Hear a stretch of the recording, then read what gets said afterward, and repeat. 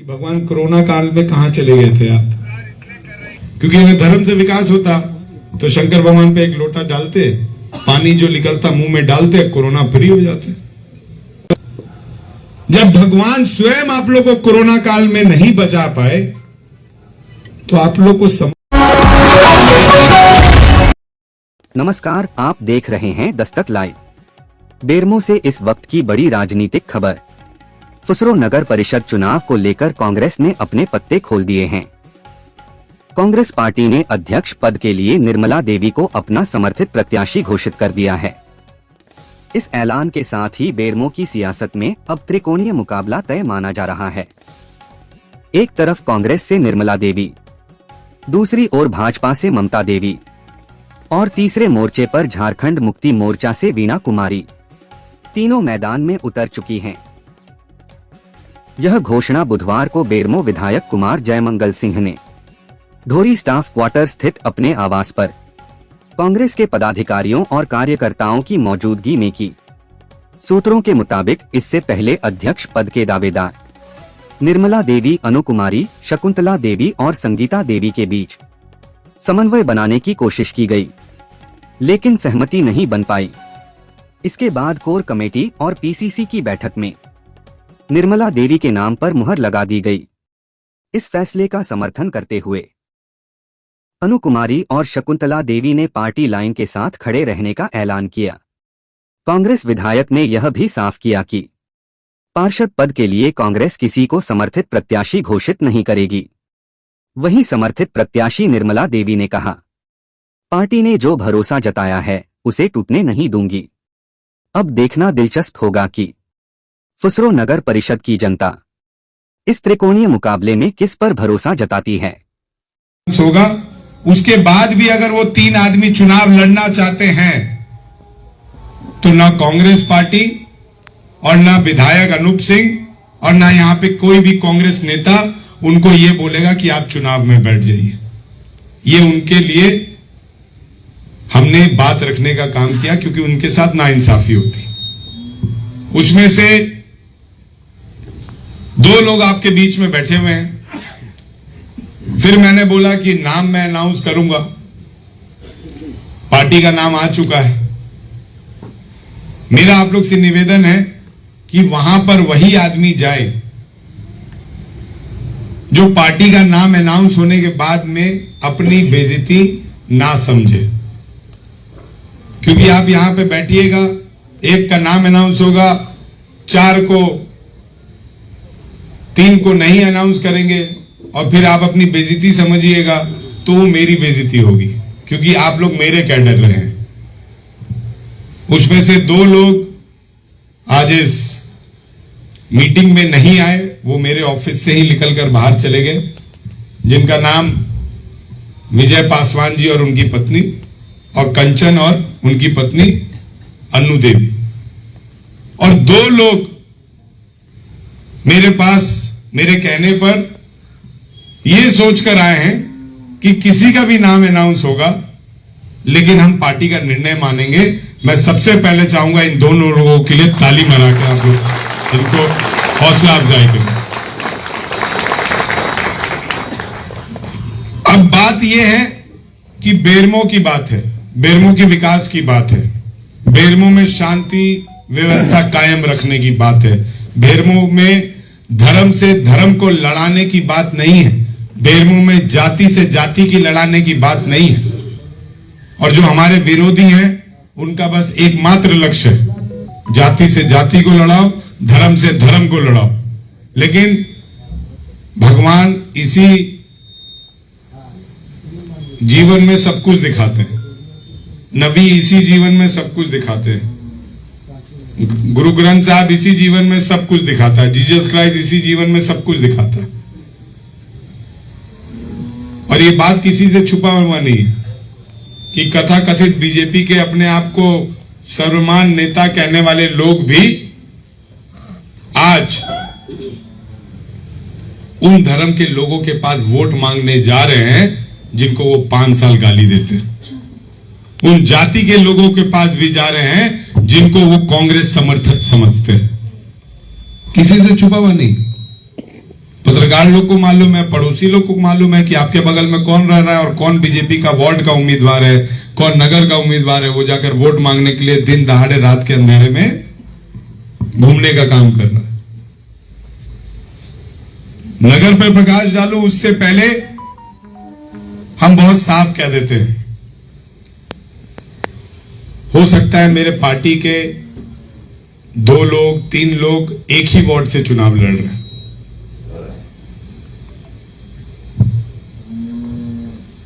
हम कहीं पे भी वार्ड को समर्थन नहीं दे रहे, चाहे वो मेरे करीबी पदाधिकारी हो, चाहे वो मेरे करीबी रिश्तेदारी हो, चाहे वो डेली उठना बैठना हो। यहां पर वार्ड में कोई भी आदमी सक्षम है अपनी दावेदारी पेश करके कांग्रेस पार्टी के लिए वो वार्ड का सीट जीतने के लिए। और मेरा पार्टी के पदाधिकारियों से भी निवेदन रहेगा जो संवेदनशील पद पर हैं कि आप लोग अपने अपने वार्ड में किसी का पार्टी मत बनिए। आपको जहां वोट देना है आप वोट दीजिए, लेकिन अगर आप पार्टी के पदाधिकारी हैं तो कैंपेन करने से वार्ड के लिए बचिए, क्योंकि जो लड़ रहा है वो आप ही का भाई है, चाहे 2 लड़े या 3 लड़े या 4 लड़े। और अगर आप आज अपनी गरिमामय पद छोड़कर किसी के लिए उतरिएगा, कोई जीतेगा कोई हारेगा, लेकिन ठीकरा आप पे फूटेगा। इसलिए पार्टी के लोगों से निवेदन है, अगर वो पद पर हैं तो एक तो सोशल मीडिया में प्रचार करने से बचिए। जैसे मैंने प्रखंड अध्यक्ष को भी बोला, प्रखंड अध्यक्ष ने एक का लाइक किया और उसके नॉमिनेशन में शुभकामनाएं दे दी। तो मैंने प्रखंड अध्यक्ष जी को बोला, मैं बोला अध्यक्ष जी आपने क्या किया? बोले सर शुभकामनाएं दी हैं। मैं बोला एक काम करिए, वहां से जितने भी प्रत्याशी लड़ रहे हैं ना सबको शुभकामनाएं दीजिए सोशल मीडिया पे।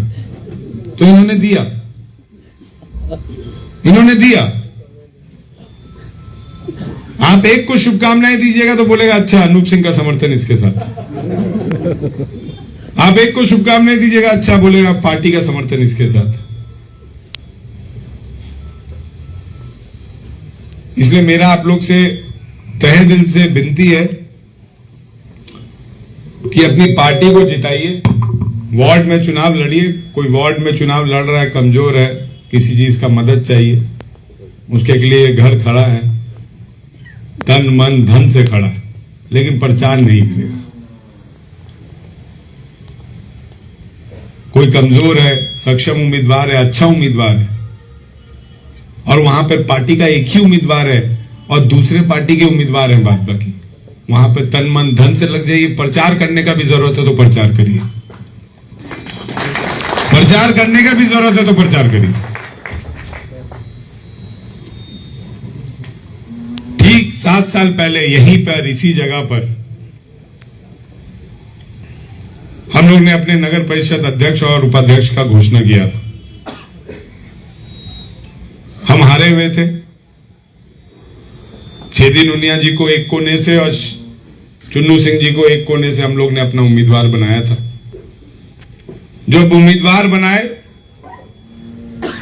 संजोग से राजेंद्र बाबू 2 दिन के बाद हॉस्पिटल में एडमिट हो गए। मैं रोज प्रचार करता था, 7 बजे यहां से निकलता था, 9:30 बजे रांची पहुंचता था, अपने पिता को रात का खाना खिलाता था, उनके साथ 1 घंटा बात करता था, 11 बजे वहां से चलता था, रात में 2 बजे यहां पर वापस पहुंचता था और फिर सुबह से 9 बजे से प्रचार करता था। और हमारी विजय हुई। 28 में 22 वार्ड सदस्य कांग्रेस पार्टी के थे, कार्यकर्ता थे, और अध्यक्ष पद और उपाध्यक्ष पद पर हमने विजय हासिल की। उसका फलस्वरूप क्या निकला? पार्टी बेसिस दलीय आधार पर चुनाव होने से पहले भी चुनाव होते थे। बसंत सिंह जी भी एक बार रहे और नीलकंठ रविदास जी भी एक बार रहे। दोनों का कार्यकाल मिला लीजिएगा तो 11-12 करोड़ से ऊपर का योजना उस 10 साल के कार्यकाल में नहीं आया। लेकिन आज मेरे पास रिकॉर्ड है, अब विद प्रूफ रिकॉर्ड है, और ये मीडिया मेरे से ले सकती है कि कांग्रेस के शासनकाल में नगर परिषद फुसरो में हम लोग ने कुल मिलाकर 1370 करोड़ का काम नगर परिषद के माध्यम से किया। उसके अलावा आप लोग ने मुझे विधायक बनाया। उस विधायक के कार्यकाल में मैंने डीएमएफटी मद और विधायक कोटा से मैंने 334 करोड़ का काम लाने का काम किया। और ये बात बस बोलने की नहीं है, आप सही मायने में अपने सीने पे हाथ रखकर सोचिए, कसम खाइए कि क्या 7 साल में यहां पर कांग्रेस के शासन में काम हुआ है कि नहीं हुआ? हुआ है कि नहीं हुआ? पहले क्या हालत रहती थी नगर परिषद और वार्ड की? पहले हमारी बहन लोग, हमारी दीदी लोग, हमारी माताएं, हमारे बुजुर्ग पानी ढोते ढोते थक जाते थे। पहले नाली गली की क्या व्यवस्था थी, रोड की क्या व्यवस्था थी, वो सभी लोगों ने देखा है। नगर परिषद में कोई भी इक्विपमेंट नहीं था।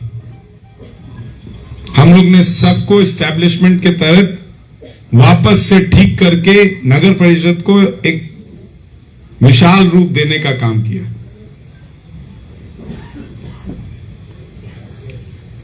और सबसे बड़ा बात कि आज जब एससी महिला हुआ है तो मुझे लगता था कि हम सब एससी कम्युनिटी वाले लोग और हम सब बाद बाकी कम्युनिटी वाले लोग एक होकर एक उम्मीदवार अपने बीच से उतार पाएंगे। अगर जनरल रहता तो पार्टी घोषणा भी करता ना, तभी 10-15 को खड़ा हो जाता, मेरे बोलने के बाद भी नहीं बैठता, क्योंकि सब लीडर्स हैं। लेकिन दबे पिछले कम्युनिटी वालों को भी जगह मिलना चाहिए। और ये हमारे हिंदुस्तान की विधि व्यवस्था है, संविधान है कि आज ऐसी महिला को मौका मिला। ठीक है, कांग्रेस विचारधारा से हैं तो आगे भी कांग्रेस विचारधारा को देखते हुए जो जीतेगा वो काम करेगा। बैठी के तरफ जो जीतेगा वो काम करेगा। आने वाले समय में कुर्सी दे दी, बैठी ना लोगों में, एक कुर्सी दे दो ना यार, लर्न पे कुर्सी दे दो। आने वाले समय में जो भी जीतेगा उसके पीछे तो मेरा ही वादा है कि काम हम लेंगे, और हम लोग ने करके दिखाया है। पत्रकार लोग भी ये बहुत बखूबी जानते हैं कि क्या काम हुआ है, नहीं हुआ है। और आगे भी मैं ही गारंटी ले रहा हूं कि आप लोग कांग्रेस समर्थन उम्मीदवार को जिताइए। ये जो 1370 करोड़ है, इसको 5 साल में हम लोग 2500 करोड़ पार करेंगे।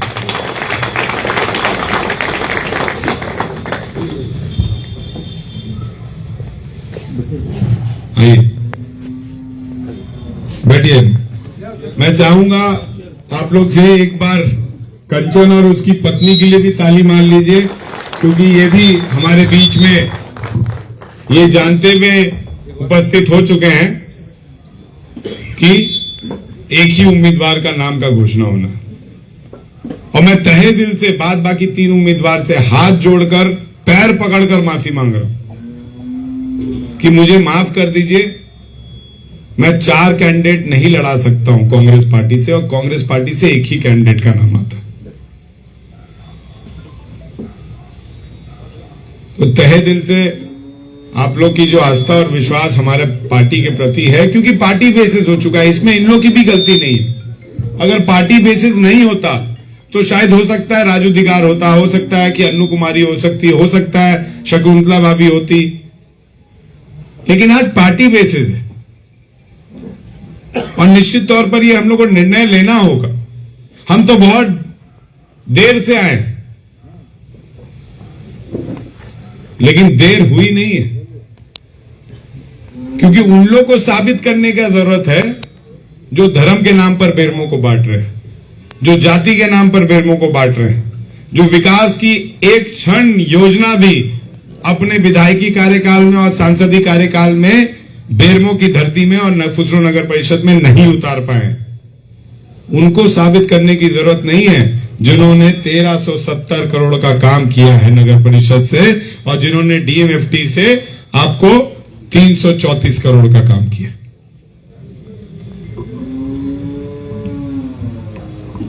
तमाम योजनाएं हैं जो आपके वार्ड में हुई हैं, जो बात बाकी हुई है, वो मैं प्रेस के लिए यहां पे रखता हूं। आप इससे स्क्रीनशॉट ले लीजिएगा।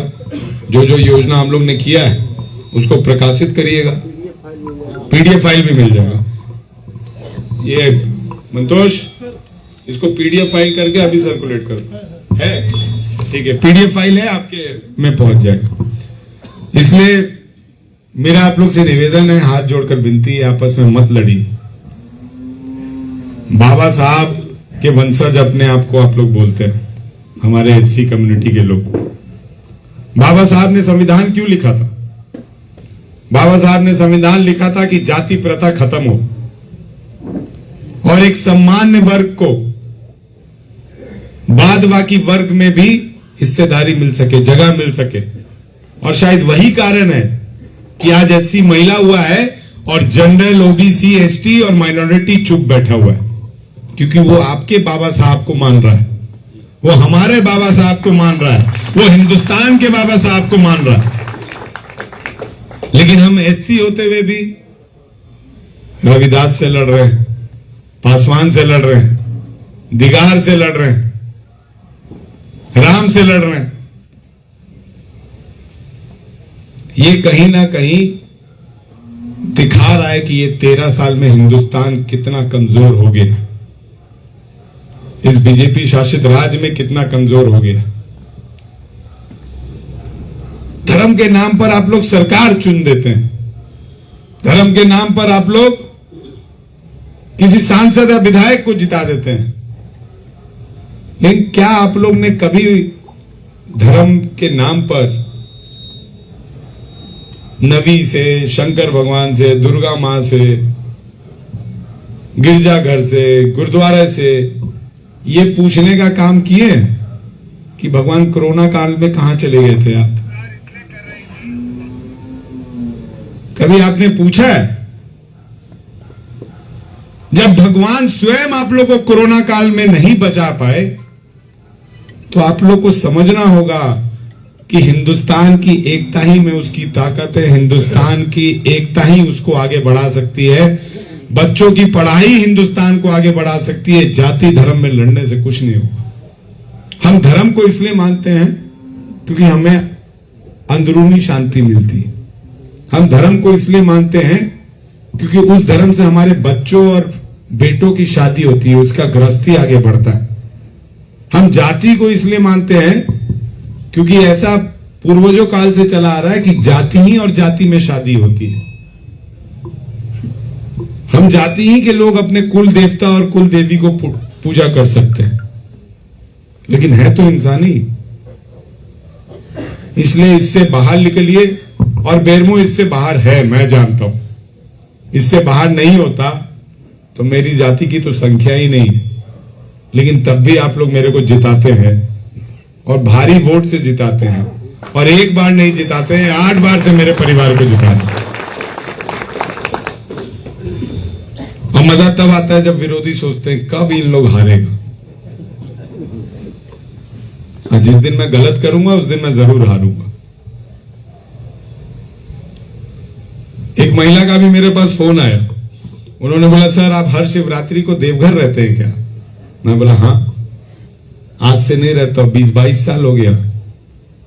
शादी के 1 साल पहले गया था शिवरात्रि में, अगले साल भोला बाबा मेरा शादी करा दिया। तो बोले अच्छा सर आप हर साल जाते हैं? मैं बोला हाँ जाता हूं। बोले सर इस साल हमको लेके चलिएगा। मैं बोला हाँ आप आ जाइएगा। मैं बोला क्यों?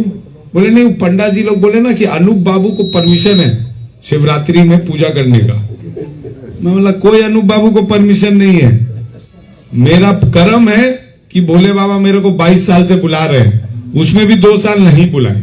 1 साल कोरोना हो गया, 1 साल मेरे पिता का देहांत हो गया। तो जिस दिन मेरा कर्म खराब हो जाएगा उस दिन भोले बाबा मेरे को वहां पे नहीं बुलाएंगे। लोग मक्का मदीना जाते हैं, उनके पास पैसा है इसलिए नहीं जाते हैं। बहुत लोगों के पास पैसा है लेकिन नहीं पहुंच पाते हैं, उनको बुलावा आता है इसलिए जाते हैं। यहां पे हमारे सिख कम्युनिटी के लोग रहते हैं, बहुत पैसे वाले लोग रहते हैं, लेकिन कभी भी सभी गुरुद्वारा का जाकर दर्शन नहीं कर पाते हो। क्रिश्चियन कम्युनिटी के लोग रहते हैं। तो कर्म को ठीक रखेंगे, चाहे आप हो या मैं हूं, उससे सबका विकास होगा। और कर्म एक ही चीज से ठीक हो सकता है, जब आप धर्म और जाति को छोड़कर इंसान को इंसान समझिएगा। मेरा यकीन मानिए, क्योंकि ये तमाम नेता, ये तमाम पॉलिटिकल पार्टी जो आपको जाति में और धर्म में बांट रहे हैं, उनके आला कमान भी आपको गारंटी नहीं दे सकते हैं कि कल हिंदुस्तान में दंगा होगा तो उनका बच्चा मरेगा कि मेरा बच्चा मरेगा कि आपका बच्चा मरेगा। लेकिन नफरत की आग घोलने वाले लोगों को आप सत्ता में बैठाना जानते हैं, क्योंकि वो आपके धर्म से आते हैं। धर्म से विकास नहीं होता। अगर धर्म से विकास होता तो कोरोना में मेरा शिव मंदिर बंद नहीं होता, कोरोना में ढोरी स्टाफ क्वार्टर का मस्जिद बंद नहीं होता, कोरोना में ढोरी माता का चर्च बंद नहीं होता।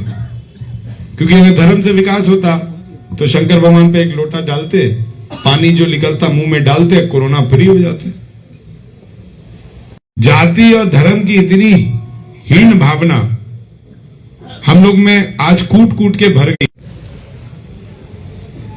बहुत लोग तो जातीयता से उठकर धर्म में भी आ गए, पहनेंगे मुस्लिम का बनाया हुआ कपड़ा और मुस्लिम को गाली देंगे। यहां पे तमाम लोग जो बैठे हुए हैं, हम लोग रामनवमी का झंडा लगाते हैं, ये मैं अपने घर में भी लगाता हूं।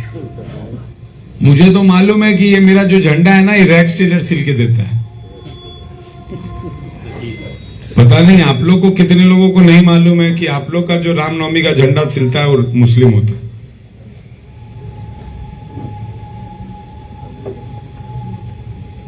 मुझे तो मालूम है, शकील सीता। मुझे ये भी मालूम है कि अयोध्या में जो रामनवमी का जो अयोध्या में जो मंदिर में झंडा चढ़ता है, कपड़ा वो भी मुसलमान सिल के देता है।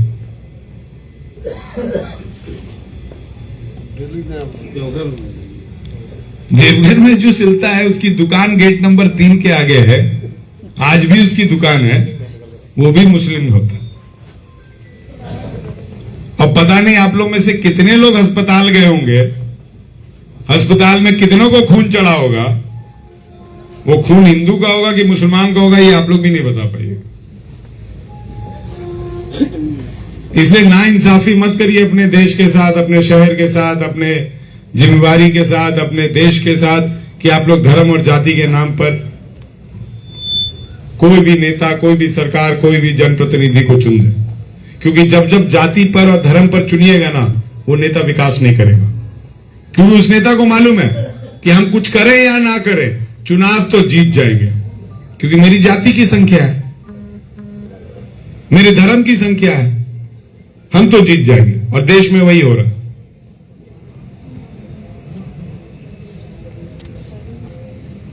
अब तो देश छोड़ दीजिए, राज्य में भी हो रहा है। तुम बंगला भाषी हो, तुम उड़िया भाषी हो, तुम बिहार के रहने वाले हो, तुम यूपी के रहने वाले हो, अपनी बेटी का शादी करेंगे दूसरे राज्य में, लेकिन अगर दूसरे राज्य का व्यक्ति उनका दोस्त होगा और इस राज्य में होगा तो उसे गाली देंगे। इसीलिए ये तमाम चीजें थी जिसके लिए मुझे आप लोगों को बुलाना था। वो लेटर आया, मैं तो खुद नहीं देख रहा हूँ। दीजिए।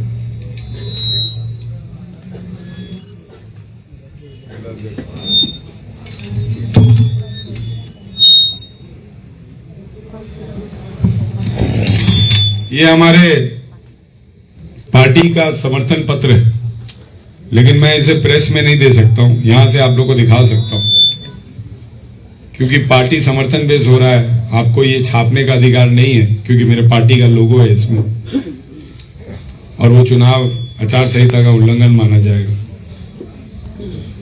मैं तमाम फिर से जो बाद बाकी का नाम नहीं अनाउंस हुआ है, हमारे 3 कैंडिडेट बैठे हुए हैं यहाँ पे, मैं तहे दिल से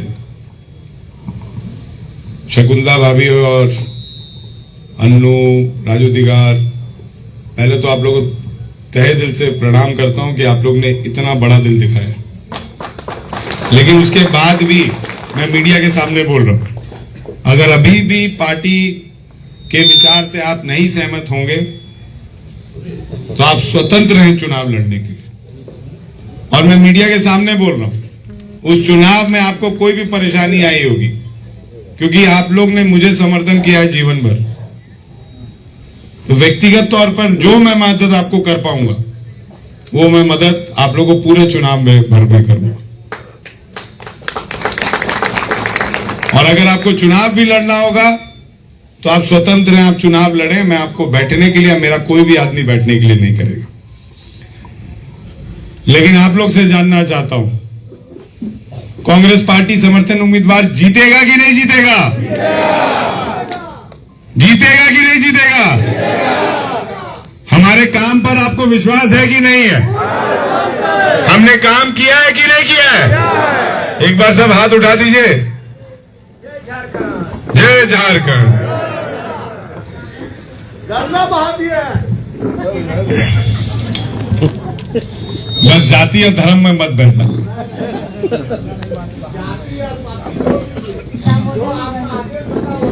प्रदेश नेतृत्व के दिशानुसार एवं पीसीसी बोकारो के बैठक के सर्व समिति से निर्णय लिया गया है कि फुसरो नगर परिषद अध्यक्ष के लिए श्रीमती निर्मला देवी और उनके कांग्रेस के प्रति सच्ची निष्ठा के साथ कर्मठता उम्मीदवार की घोषणा की जाती है। पार्टी को ये विश्वास है कि निर्मला देवी अध्यक्ष पद का चुनाव जीतकर कांग्रेस पार्टी के समर्थित उम्मीदवार के रूप में पार्टी के प्लेटफॉर्म पर हमें शोभा बढ़ाने का काम करेगी और जनता की सेवा निरंतर करते रहेगी।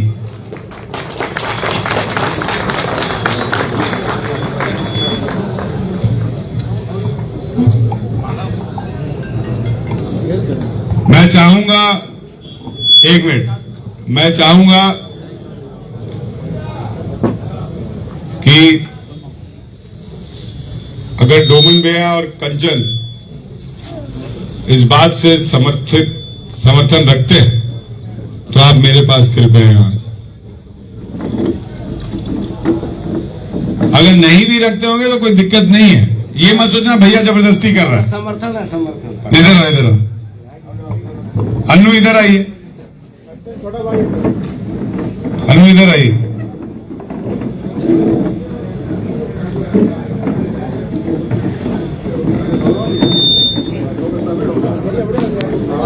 बेरमो से बड़ी खबर पर हम बनाए हुए हैं नजर।